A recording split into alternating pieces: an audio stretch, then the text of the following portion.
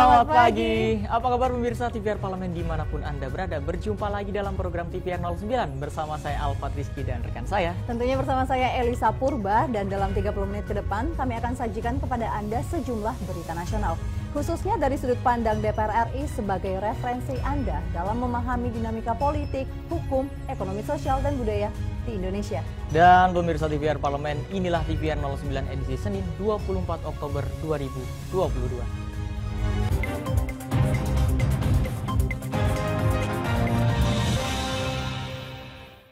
Pemirsa, kita awali berita pada pagi hari ini dari Komisi 6 DPR RI yang berharap Himpunan Bank Milik Negara atau Himbara untuk memiliki solusi dalam menanggulangi permasalahan pinjaman online ilegal. Hal ini berkaitan dengan masifnya pinjaman online dengan bunga yang tinggi yang tentunya sangat merugikan masyarakat. Dalam rapat dengar pendapat Komisi 6 dengan para direktur utama bank-bank pemerintah, anggota Komisi 6 DPR RI Sondang Tiar Deborah Tampu Bolon menyoroti soal masifnya penawaran pinjaman online ilegal, baik yang berbasis aplikasi maupun tidak. Terkait masifnya pinjaman online dengan bunga tinggi di Indonesia, Sondang juga mengatakan Bank Himbara harus mempunyai solusi untuk memerangi geliat pinjaman online yang akan merugikan masyarakat. Lagi saya tadi menyampaikan juga terhadap pinjaman-pinjaman online yang ilegal yang saat ini masih tetap masif. Ini harus ada langkah-langkah yang terstruktur dan masif, tidak hanya sekedar bekerja sama dengan fintech ini, fintech itu, tetapi benar-benar adalah satu gerakan yang benar-benar memerangi pinjaman online tersebut. Karena di setiap ada tantangan, pasti ada peluang yang bisa ditangkap, yang bisa dimainkan atau diperoleh oleh para perbankan ini, sehingga ada bolak-balik keuntungan yang bolak-balik. Pinjol terselesaikan, para pengusaha Himbara ini pun juga mendapatkan benefit daripada pinjaman online. Walaupun di aplikasi, tetapi kita lihat bahwa bunganya yang diterapkan itu jauh daripada yang sudah menjadi acuan daripada Bank Indonesia atau 7 Days Repro RR, 7 Days RR. Nah, oleh karenanya itu yang harus diperangi. Kita bayangkan kalau misalnya saat ini suku bunga acuan itu hanya 1,5%, pinjaman online itu bisa sampai 6%. Selain itu, Sondang juga mengingatkan agar hati-hati dalam menaikkan suku bunga pinjaman bank untuk mewanti-wanti terjadinya inflasi yang lebih besar. Dari Senayan, Jakarta, Raihan dan Bari, TVR Parlemen melaporkan. Pemirsa, tahun 2022 ini merupakan tahun yang spesial bagi Indonesia karena untuk pertama kalinya Indonesia memegang presidensi G20. Nah, Komisi 11 DPR RI berharap momentum G20 ini bisa menjadi kesempatan untuk menunjukkan kepemimpinan Indonesia di kancah internasional dalam upaya menjaga perdamaian dunia untuk mempercepat pemulihan ekonomi global. Sebagai forum ekonomi global dunia, G20 di bawah presidensi Indonesia berupaya mendorong semua pihak untuk berkolaborasi dalam mengatasi berbagai masalah ekonomi dan keuangan saat ini. G20 diharapkan tidak hanya sekadar event, namun harus berdampak positif terhadap pemulihan sosial ekonomi dan global. Indonesia terus mengambil peran secara proaktif dalam berbagai forum kerjasama internasional, meski kondisi geopolitik global masih dibayangi dengan ketidakpastian. Anggota Komisi 11 DPR RI Charles Meikiansyah mengatakan, sebagai presidensi G20, Indonesia berkomitmen menetapkan arah strategis dalam memastikan solusi bagi berbagai tantangan global, termasuk menjamin ketersediaan konektivitas dan rantai pasokan global sebagai penopang utama roda perekonomian. Pertemuan G20 ini menjadikan sebuah indikator penting agar ekonomi dunia, ekonomi global akan tumbuh jauh lebih baik. Jadi kita melihat momentum G20, momentum pertemuan pimpinan pada November 2022 nanti menjadi hal yang sangat strategis, menjadi hal yang sangat vital untuk Indonesia maupun domestik maupun regional maupun dunia secara keseluruhan menjadi jauh lebih baik lagi, sehingga ada perkembangan ekonomi yang jauh lebih berkembang dibandingkan dengan prediksi-prediksi yang sekarang ada. Momentum G20 menjadi kesempatan menunjukkan kepemimpinan Indonesia di kancah internasional dalam upaya menjaga perdamaian dunia untuk mempercepat pemulihan ekonomi global. Andri, TVR Parlemen, melaporkan. Pemirsa, situasi ekonomi global saat ini sedang tidak menentu dan tekanan pasar global cukup kuat. Untuk itu pemerintah dan Bank Indonesia perlu bersinergi agar dapat mengantisipasi resesi. Dan informasi lengkapnya akan kami hadirkan sesaat lagi. Untuk itu tetaplah bersama TVR 09.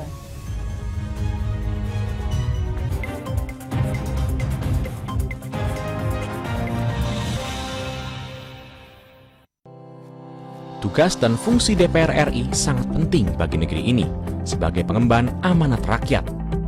Namun tidak banyak yang tahu apa saja fungsi dan tugas dari DPR. DPR mempunyai 3 fungsi pokok, yaitu legislasi, anggaran, dan pengawasan. Ketiga fungsi tersebut harus dilaksanakan dalam kerangka fungsi representasi yang mengedepankan kepentingan rakyat berdasarkan aspirasi masyarakat dan untuk kesejahteraan rakyat.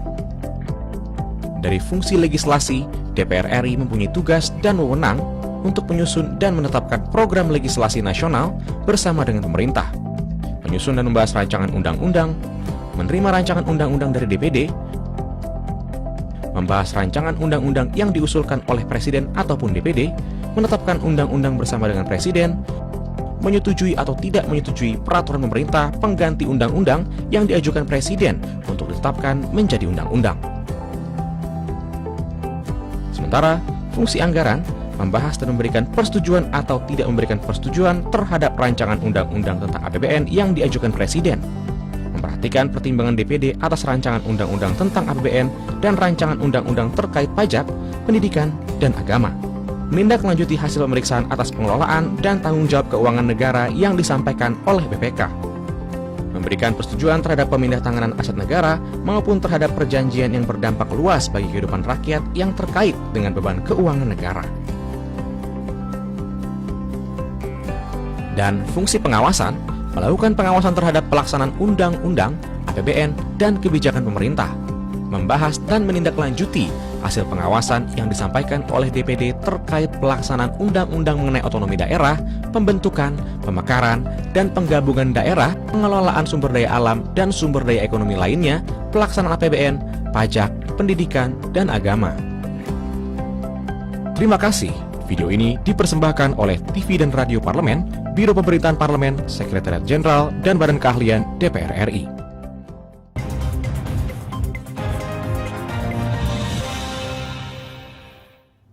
Kembali di TVR 09. Pemirsa, kebijakan Bank Indonesia menaikkan suku bunga menjadi 4,75%, dinilai sebagai salah satu langkah antisipasi resesi ekonomi global. Dan DPR RI mengingatkan pemerintah agar mengantisipasi kenaikan harga komoditas dan juga memastikan daya beli masyarakat tetap terjaga. Keputusan Bank Indonesia menaikkan suku bunga sebesar 4,75% dinilai salah satu langkah bijak. Pasalnya, situasi ekonomi global saat ini sedang tidak menentu dan tekanan pasar cukup kuat sehingga pemerintah dan BI perlu bersinergi. Kenaikan suku bunga ini nantinya diharapkan dapat mengurangi tekanan akibat kondisi ekonomi dunia dan membantu mengurangi tekanan inflasi dari produk impor. Anggota Komisi 11 DPR RI Ahmad Najib Kodratullah mengatakan, pemerintah harus menjaga harga komoditas dan memastikan daya beli masyarakat tetap terjaga. Keterjangkauan masyarakat terhadap harga komoditas menjadi salah satu kunci bertahan dari inflasi. Bahwa ancaman ekonomi secara global ini memang sedang berlangsung dan eskalasinya semakin hari semakin meningkat. Karena memang di Eropa sendiri, terutama Rusia sedang melakukan invasi ke Ukraina dan itu direspon secara negatif. Tentu kami berharap bahwa Bank Indonesia ini bisa bertahan dengan mempertahankan suku bunganya. Kemudian juga pemerintah wajib untuk menjaga stabilitas ekonomi, diantaranya pertumbuhan ekonomi, inflasi. Karena yang sekarang kita ketahui bersama bahwa di beberapa negara sudah mengalami stagflasi. Kebijakan Bank Indonesia menaikkan suku bunga menjadi 4,75% dinilai sebagai salah satu langkah antisipasi resesi ekonomi global untuk bisa menurunkan tingkat inflasi di bawah 3%. Pemerintah juga harus memastikan suplai logistik dalam kondisi aman, khususnya dalam rangka menghadapi gejolak perekonomian global hingga tahun 2023. Andri, TVR Parlemen, melaporkan. Dari Komisi 11 kita beralih ke Komisi 5 DPR RI yang mendukung Dirjen Bina Marga Kementerian PUPR untuk terus melanjutkan proyek tol Bogor-Ciawi-Sukabumi atau BOCIMI guna mempermudah akses ke berbagai destinasi wisata di jalur selatan Jawa.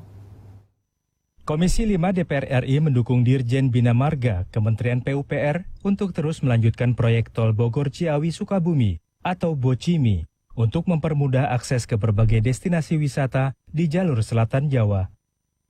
Saat ini, proyek Tol BOCIMI dalam proses pekerjaan konstruksi seksi 2, yaitu Cigombong-Cibadak sepanjang 11,9 km yang saat ini dalam progres konstruksi 81,24%. Seksi Cigombong-Cibadak ini ditargetkan akan rampung di bulan Desember 2022. Anggota Komisi 5 DPR RI Mulyadi memaparkan, proyek Tol BOCIMI akan memudahkan akses ke destinasi wisata di jalur selatan Jawa. Salah satunya adalah Pantai Pelabuhan Ratu. Mulyadi menambahkan pembangunan Tol BOCIMI, khususnya di Simpang Cibadak akan memaksimalkan pertumbuhan ekonomi di jalur selatan Jawa. Kita harapkan bahwa itu juga bisa dipertimbangkan untuk kemudian mengembangkan ke arah Pelabuhan Ratu. Kenapa? Karena dari arah Pelabuhan Ratu, Dirjen Bina Marga sudah menyelesaikan juga jalur pantai selatan, ya, untuk lintas selatan wilayah Jawa dari mulai Banten, Jawa Barat, Jawa Tengah sampai Jawa Timur. Tapi konektivitas menuju pantai selatannya ini yang masih belum confirm. Nah, kalau sekarang Tol BOCIMI akan selesai sampai Cibadak, Cibadak itu adalah simpangan untuk bisa juga di samping ke kota Sukabumi, bisa juga ke arah Pelabuhan Ratu. Selain mempermudah akses ke Pelabuhan Ratu, proyek Jalan Tol BOCIMI juga akan mempermudah akses menuju destinasi wisata lainnya, seperti Gunung Gede, Ujung Gede, dan lain sebagainya. Dari Senayan, Jakarta, Ken dan Rangga, TVR Parlemen melaporkan.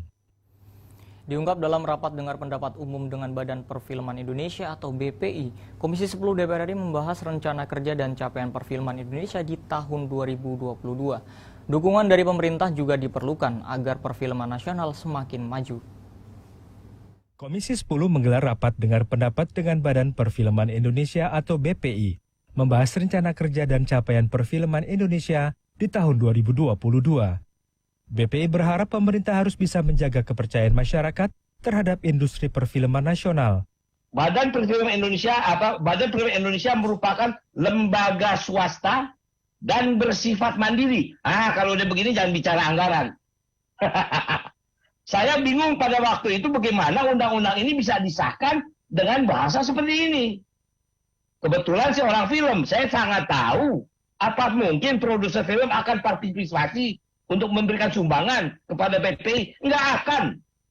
Lebih lanjut, anggota Komisi 10 lainnya Iliza Saaduddin Jamal juga menyatakan bahwa undang-undang ini kurang berpihak pada BPI. Iliza merasa BPI membutuhkan perhatian lebih. Iliza melihat film dapat digunakan untuk promosi budaya, sosialisasi kebijakan dengan cepat dan efektif. Kalau ada keperpihakan pemerintah, maka bisa mengedukasi gitu. Maka bisa menentukan pilihan. Maka bisa ikut mengintervensi gitu ya. Tapi kalau misalnya ini secara mandiri, kemudian dia bisa melakukan apapun, jadi ada kebebasan di sana gitu. Kemudian lembaga sensor ya Pak Rano bilang ternyata lebih dikedepankan pentingnya karena apa? Karena kemandirian ini rupanya. Untuk itu, Komisi 10 akan segera mengusulkan revisi Undang-Undang Perfilman sebagai upaya jalan keluar agar ekosistem perfilman terbangun dengan baik. Halim dan Koko, TVR Parlemen melaporkan. Pemirsa, Komisi 9 DPR RI mendesak pemerintah melakukan investigasi secara menyeluruh serta penelitian lanjutan terhadap zat pada obat sirup yang diduga berbahaya dan mengakibatkan gagal ginjal akut pada anak.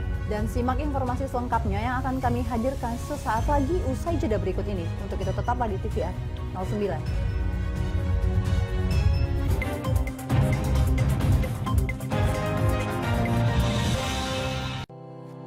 Tugas dan fungsi DPR RI sangat penting bagi negeri ini sebagai pengemban amanat rakyat. Namun tidak banyak yang tahu apa saja fungsi dan tugas dari DPR. DPR mempunyai 3 fungsi pokok, yaitu legislasi, anggaran, dan pengawasan. Ketiga fungsi tersebut harus dilaksanakan dalam kerangka fungsi representasi yang mengedepankan kepentingan rakyat berdasarkan aspirasi masyarakat dan untuk kesejahteraan rakyat. Dari fungsi legislasi, DPR RI mempunyai tugas dan wewenang untuk menyusun dan menetapkan program legislasi nasional bersama dengan pemerintah, menyusun dan membahas rancangan undang-undang, menerima rancangan undang-undang dari DPD, membahas rancangan undang-undang yang diusulkan oleh Presiden ataupun DPD, menetapkan undang-undang bersama dengan Presiden, menyetujui atau tidak menyetujui peraturan pemerintah pengganti undang-undang yang diajukan Presiden untuk ditetapkan menjadi undang-undang. Sementara, fungsi anggaran membahas dan memberikan persetujuan atau tidak memberikan persetujuan terhadap rancangan undang-undang tentang APBN yang diajukan Presiden, memperhatikan pertimbangan DPD atas rancangan undang-undang tentang APBN dan rancangan undang-undang terkait pajak, pendidikan, dan agama, menindaklanjuti hasil pemeriksaan atas pengelolaan dan tanggung jawab keuangan negara yang disampaikan oleh BPK, memberikan persetujuan terhadap pemindahantanganan aset negara maupun terhadap perjanjian yang berdampak luas bagi kehidupan rakyat yang terkait dengan beban keuangan negara. Dan fungsi pengawasan, melakukan pengawasan terhadap pelaksanaan undang-undang, APBN, dan kebijakan pemerintah, membahas dan menindaklanjuti hasil pengawasan yang disampaikan oleh DPD terkait pelaksanaan undang-undang mengenai otonomi daerah, pembentukan, pemekaran, dan penggabungan daerah, pengelolaan sumber daya alam dan sumber daya ekonomi lainnya, pelaksanaan APBN, pajak, pendidikan, dan agama. Terima kasih. Video ini dipersembahkan oleh TV dan Radio Parlemen, Biro Pemberitaan Parlemen, Sekretariat Jenderal, dan Badan Keahlian DPR RI.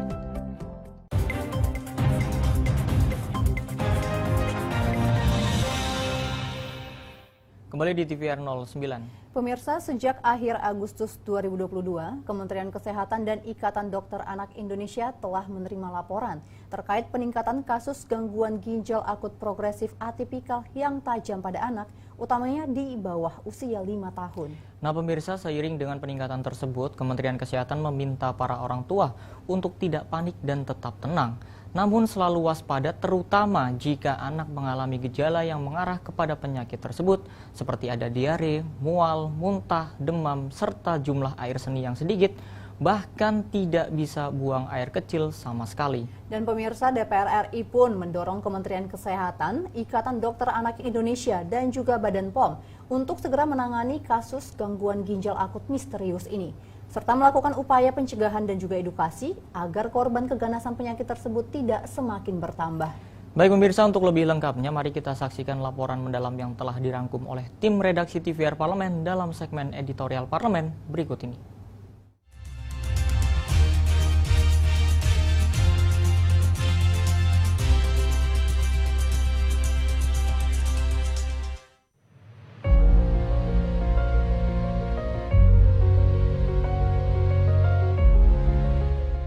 Terjadi peningkatan kasus gagal ginjal akut yang menyerang anak-anak usia 6 bulan hingga 18 tahun terutama dalam 2 bulan terakhir. Pertanggal 18 Oktober 2022, sebanyak 189 kasus telah dilaporkan. Paling banyak didominasi anak usia 1-5 tahun. Seiring dengan peningkatan tersebut, Kemenkes meminta orang tua untuk tidak panik, tetap tenang, namun selalu waspada.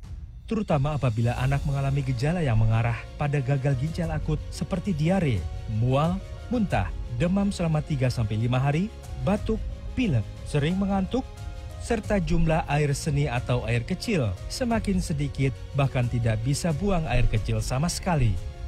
Kemenkes menambahkan, sampai saat ini kasus gagal ginjal akut pada anak belum diketahui secara pasti penyebabnya. Untuk itu, pemerintah bersama Ikatan Dokter Anak Indonesia atau IDAI dan tim dokter Rumah Sakit Cipto Mangunkusumo atau RSCM membentuk satu tim yang bertugas untuk mengawasi dan menyelidiki kasus gangguan ginjal akut pada anak. Komisi 9 DPR RI mendesak pemerintah melakukan investigasi secara menyeluruh serta penelitian lanjutan terhadap zat pada obat sirup yang diduga berbahaya dan mengakibatkan gagal ginjal akut pada anak. Anggota Komisi 9 DPR RI Rahmat Handoyo menegaskan, hal ini tidak bisa dibiarkan. Ia mendesak Badan POM menarik produk obat yang diduga mengandung zat berbahaya dari pasaran. Kementerian Kesehatan juga harus berkoordinasi dengan berbagai pihak, termasuk Badan POM dan IDI, untuk segera melakukan investigasi menyeluruh terhadap zat berbahaya yang ada dalam obat maupun makanan yang dikonsumsi oleh anak-anak. Rahmat juga mendorong uji klinis secara ketat terhadap seluruh obat yang masuk ke Indonesia. Kita apresiasi ya, BPOM mengambil langkah dengan menarik peredaran, menghentikan peredaran untuk zat-zat yang diduga menjadi salah satu pemicu. Meskipun pemicu utama sampai sekarang juga belum diketahui pasti ya. Untuk itu saya kira langkah utama dan paling penting saat ini adalah kita desak kepada pemerintah, berkoordinasi dengan semua pihak, kepada BPOM, kemudian Asosiasi Dokter Anak, kemudian para peneliti untuk menginvestigasi secara menyeluruh, melakukan satu pendalaman secara menyeluruh. Apa sih yang sedang terjadi? Apa sih penyebab utama anak-anak kita ini mengalami gangguan ginjal yang akut? Meskipun saat ini sudah banyak yang sembuh, tetapi ada juga yang sampai meninggal. Itu harus ditelusuri agar tidak merebak dan kemudian tidak melebar. Pimpinan DPR RI meminta pemerintah mengencarkan edukasi kepada masyarakat terkait fenomena kasus gagal ginjal akut misterius yang ditemukan pada anak di Indonesia dan sejumlah negara lain di dunia. DPR mendorong Kementerian Kesehatan, Ikatan Dokter Anak Indonesia, dan BPOM dapat menangani kasus gangguan ginjal akut misterius serta melakukan upaya pencegahan agar korban keganasan penyakit tersebut tidak semakin bertambah. Muhaimin menyampaikan terkait munculnya penyakit gangguan ginjal akut atau acute kidney injury pada anak, pemerintah dalam hal ini Kementerian Kesehatan diharapkan dapat menemukan penyebab pastinya dan dapat memberikan penjelasan kepada masyarakat terkait penyebab dan gejala-gejala yang timbul untuk mencegah tersebarnya berita-berita yang meresahkan masyarakat. Pemerintah harus bertanggung jawab. Yang pertama tentu Kementerian Kesehatan, BPOM, kemudian produsen-produsen obat. Dan ini menjadi sangat penting karena harus ada penjelasan lebih detail dan klarifikasi akan efek samping dari semua pengobatan. Sosialisasinya tentu ini tugas penting dari BPOM yang sudah dikasih anggaran oleh DPR dan pemerintah untuk mampu mensosialisasikan semua bahaya-bahaya itu. Saya minta BPOM proaktif, lebih proaktif lagi. Sebelumnya, kasus 70 anak meninggal dunia akibat gagal ginjal ditemukan di Gambia, Afrika Barat. Muncul laporan adanya keterkaitan anak pernah mengkonsumsi obat yang tercemar etilen glikol dan dietilen glikol lantaran melampaui batas wajar. Sebagai tindakan lebih lanjut, DPR, BPOM, Kemenkes, dan para ahli di bidang kesehatan masih mencari penyebab dari kasus gagal ginjal akut tersebut. Kesimpang siuran informasi soal kasus gagal ginjal akut pada anak harus dihindari karena dapat menimbulkan kepanikan serta ketakutan warga. Apalagi banyak informasi yang belum dipastikan kebenarannya beredar di masyarakat. Pimpinan DPR RI meminta Komisi 9 yang membidangi urusan kesehatan agar terus berkoordinasi dengan pemerintah dalam mengatasi persoalan fenomena kasus gagal ginjal akut pada anak. Tim Liputan TVR Parlemen melaporkan.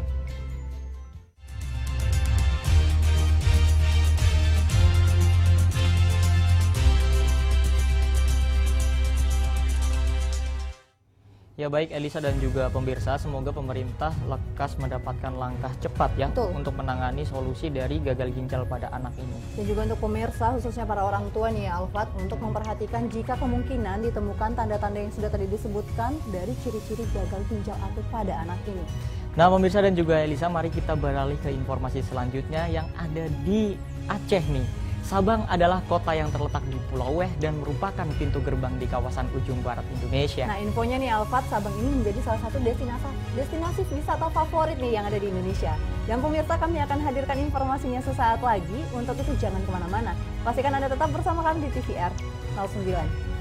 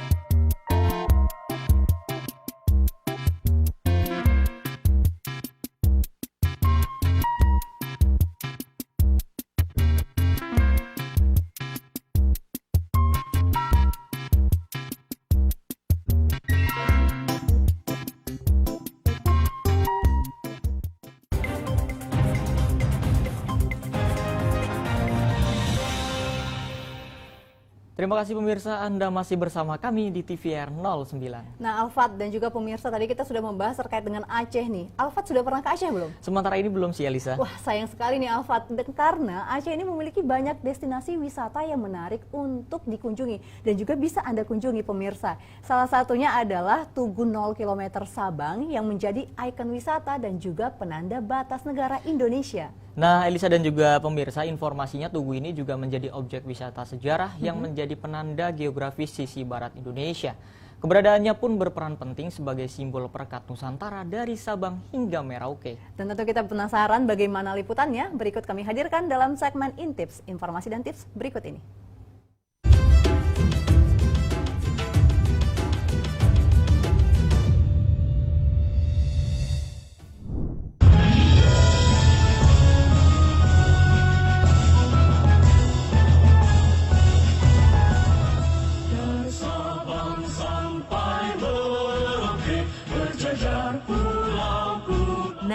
Pemirsa tentu mengenal dan hafal lagu ini kan? Iya, benar sekali. Lagu dari Sabang sampai Merauke ini adalah lagu yang menggambarkan betapa luasnya Indonesia. Lagu ini diciptakan oleh R. Suharjo. Lagu tersebut menyajikan hal yang berdasarkan geografis, di mana Indonesia memiliki luas wilayah mulai dari Sabang yang letaknya di Aceh hingga ke Merauke yang letaknya di Papua. Kali ini, pemirsa TVR Parlemen akan kita ajak jalan-jalan ke kota Sabang. Sabang merupakan salah satu kota di Provinsi Aceh yang berada di paling ujung barat Indonesia. Sabang berdiri di atas sejumlah pulau seperti Weh, Rubiah, dan Klah yang terkenal akan keunikan serta pesona wisatanya. Pulau Weh merupakan yang terbesar dengan luas mencapai 121 km persegi dan tentunya menyimpan berbagai destinasi wisata yang unik untuk dijelajahi. Jika menggunakan jalur laut dapat ditempuh melalui Pelabuhan Ulele, Banda Aceh.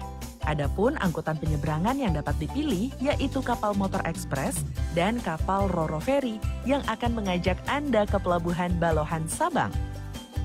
Kapal motor ekspres yang lebih dikenal dengan sebutan kapal cepat, kapal yang hanya melayani penyeberangan penumpang ini membutuhkan waktu 45 menit untuk sampai ke Balohan. Jika ingin menyeberang dengan membawa kendaraan, seperti mobil atau motor, maka kapal Roro Ferry adalah pilihan yang tepat.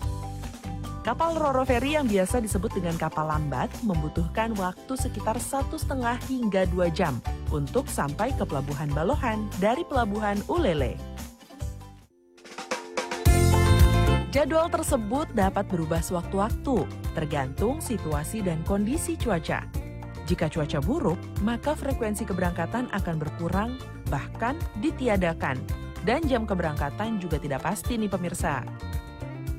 Tidak lengkap rasanya jika berkunjung ke Sabang tanpa mendatangi Tugu 0 km. Objek wisata di Sabang yang berbentuk senjata rencong setinggi 22,5 meter ini berdiri di atas tebing yang menghadap langsung ke Samudra Hindia. Mengunjungi destinasi wisata Sabang satu ini, kamu bisa menikmati pemandangan samudra luas tanpa halangan yang memukau. Tugu yang diresmikan oleh mantan Wakil Presiden Republik Indonesia Tri Sutrisno pada 9 September 1997 itu menjadi penanda titik nol tanah air di bagian barat. Letak destinasi tempat wisata di Sabang ini berada di sisi barat Pulau Weh, atau tepatnya di Desa Iboih, Kecamatan Sukakarya. Dibutuhkan waktu tempuh sekitar 1 jam perjalanan menggunakan sepeda motor untuk ke lokasi tersebut dari Pelabuhan Balohan. Nah, gimana nih pemirsa TVR Parlemen? Menarik bukan jalan-jalan ke kota Sabang? Yuk terus traveling untuk menikmati keindahan pulau-pulau di Indonesia yang punya sejuta keunikan. Jangan bosan untuk mencintai Indonesia ya.